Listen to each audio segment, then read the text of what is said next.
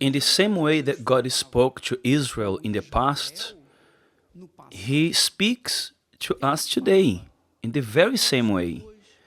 Everything that you read in the Old Testament, God correcting His people, exhorting them, calling His people to take responsibility for their mistakes, etc. He does the same today with the church.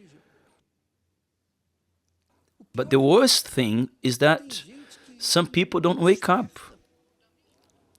In the same way that people back then wouldn't wake up, at the time they could even have said, well, I don't have the Holy Spirit. The Holy Spirit hasn't spoken to me because the Holy Spirit hadn't been poured back then. But not today. Today we have the Holy Spirit. The Holy Spirit speaks to you, dear friends. The problem is that sometimes the person is so lost in their sins, they are so involved with this world, that they have no ears to hear what the Holy Spirit speaks. They have no ears. Of course, they pray, they cry, oh Lord, speak to me, Lord, I'm here, here I am, Lord, use my life, oh Lord, come upon me.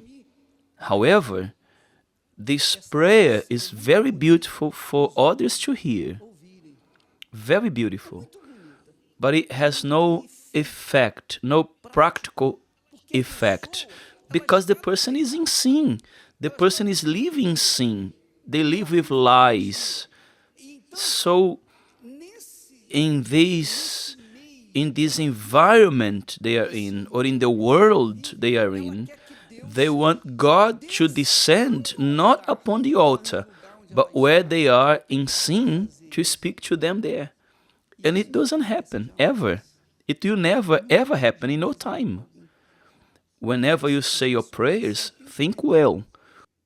When you say, oh Lord, here I am, and this and that, take my life, use my being, use my heart, use my mind, and so on. But how can God use you if you are far from the altar? God cannot use anyone who is away from the altar.